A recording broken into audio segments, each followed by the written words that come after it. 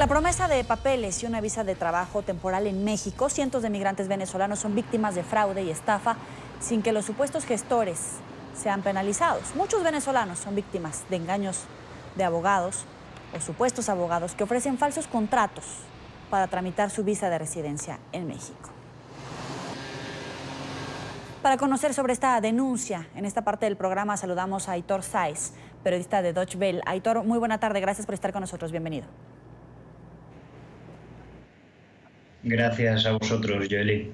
Quisiera que nos compartieras los testimonios que has logrado recabar de venezolanos que son estafados en México debido a su situación migratoria. Sí, traté varios casos. El más llamativo fue el de una joven venezolana que ya llevaba 3 años en México y quiso traer a su novio. Su novio ya estaba como turista en Ciudad de México y entonces se pusieron a buscar a un abogado para que les ayudase con el trámite migratorio.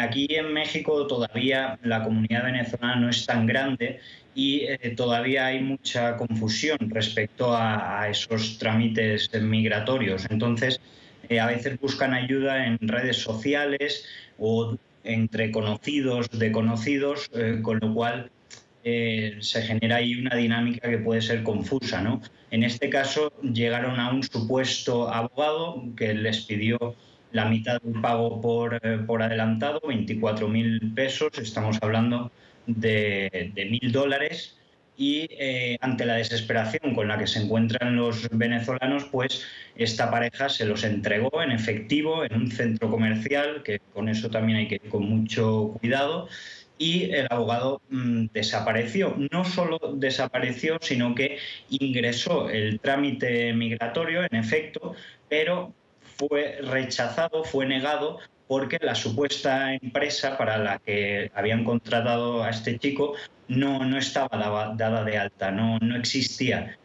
Con lo cual, al ser negada, el joven tuvo que volver y cuando intentó entrar a México por segunda vez, ya fue devuelto en el aeropuerto porque ya tenía una alerta migratoria, con lo cual deshacer esto una vez devuelto del aeropuerto ya es muy complicado. Ahora esta joven ha tenido que pagar nuevos abogados, hacer un nuevo desembolso para solicitar un amparo y tratar de resolver esta solución. Pero en cualquier caso es una tragedia para esta pareja, no solo por el dinero que han perdido, que les han robado, sino porque se les ha complicado mucho los planes que tenían. Ahora, tú entrevistaste a la presidenta de la Asociación de Venezolanos en México, Farida Acevedo, y aprovechando el contacto que tuviste con ella y que tuviste con los venezolanos, quisiera pedirte que aprovechemos este espacio para lanzar una alerta a los venezolanos que están en esta situación, porque estos supuestos abogados les piden copia del pasaporte, de su cédula de identidad, su domicilio, les piden además una fuerte cantidad en dólares. Es decir, no solamente están expuestos al fraude por parte de estos abogados, sino incluso un robo, un secuestro. Están en un blanco de los criminales. Sí, exacto, Joely. El hecho de entregar la documentación también les pone en una situación de riesgo. Precisamente por eso hemos protegido la identidad de nuestro testimonio, porque estos supuestos abogados, después de un tiempo de no aparecer o de no devolver el dinero, llegan a extorsionar a sus clientes, a los venezolanos, porque les dicen, bueno, te voy a delatar en migración, y el venezolano como migrante se encuentra en una situación vulnerable, con lo cual, como bien dices, el reportaje iba un poco en ese sentido de responsabilidad social, de advertir sobre estos casos, porque además un venezolano o cualquier extranjero no puede llegar a México, buscar trabajo y entonces hacer la visa de trabajo, sino que tiene que salir del país y hacer ese trámite fuera, con lo cual ya de entrada es inviable que eso sea verídico.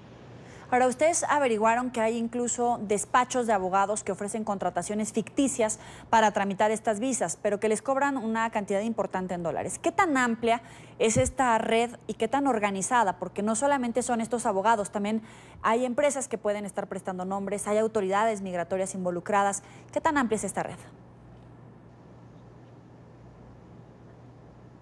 Sí, exacto. No se trata solo de supuestos abogados o estafadores, sino que hay despachos que también se dedican a este trámite. No engañan a los venezolanos en este caso, pero sí que es una práctica irregular, podríamos decir. Nosotros contactamos con 6 despachos y 3, después de mucho insistir, finalmente nos propusieron esta opción. La mayoría de ellos, al principio muy recelosos, les costaba darnos información y nos pedían que fuésemos personalmente para facilitarnos esa información, sobre todo los precios. Pero luego, después de mucho insistir, diciendo que era para un amigo venezolano, finalmente nos dieron esos precios, y son despachos de abogados que se encuentran en Internet fácilmente.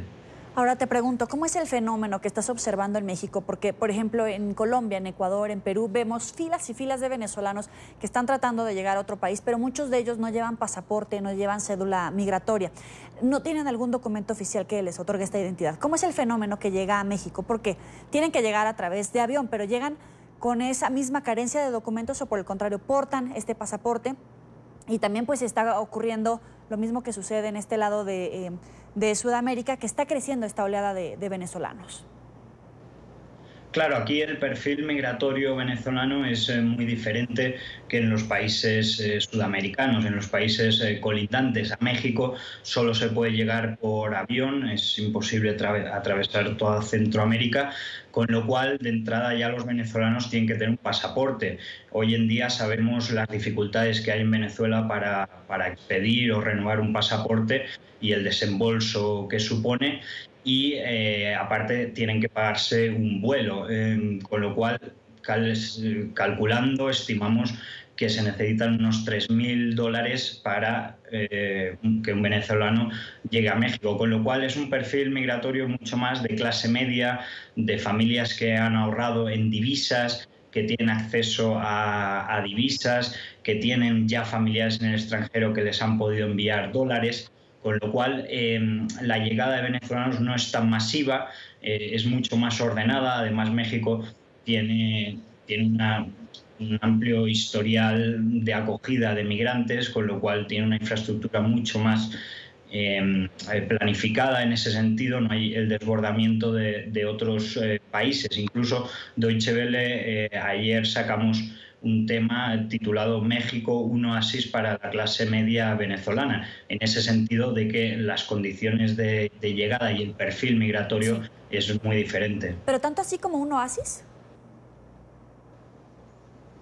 Un oasis, sobre todo comparado en vista de lo que está sucediendo en los países colindantes, de los recientes brotes xenófobos, los obstáculos migratorios que están empezando a colocar algunos gobiernos.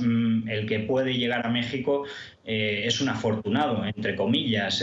Ahorrar $3.000 ahora mismo en Venezuela es prácticamente imposible, con lo cual el que los pueda ahorrar con mucho esfuerzo es afortunado de llegar a México, que además tiene unas condiciones migratorias mucho más flexibles. Ahora en México, sobre todo, los venezolanos en el último año piden refugio, porque en México está dando refugio prácticamente a la totalidad, y este refugio les da residencia permanente y les permite trabajar mientras tramitan la solicitud, con lo cual son condiciones que seguramente en otros países no se encuentran.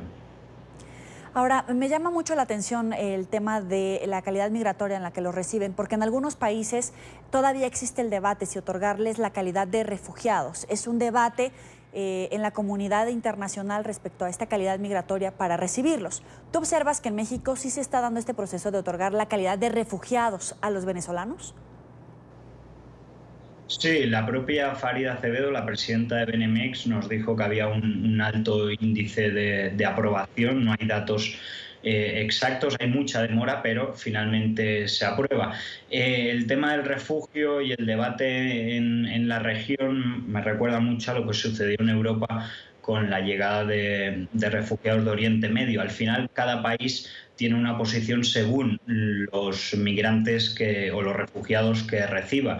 No es lo mismo Colombia, que recibe 1 millón, que México, que ahora ronda los 40.000 residentes venezolanos, no Claro. todos recién llegados, con lo cual es normal que la postura de los países choque en ese sentido. Para concluir, ¿cómo se sienten los venezolanos y cuál es el trato de los mexicanos ante esta oleada de migrantes venezolanos? Precisamente ahí viene lo de Oasis. México es un país acostumbrado históricamente a acoger migrantes, a acoger refugiados de otras guerras, con lo cual es una sociedad muy consciente de este fenómeno, con lo cual no se han dado ese tipo de manifestaciones xenófobas o de rechazo.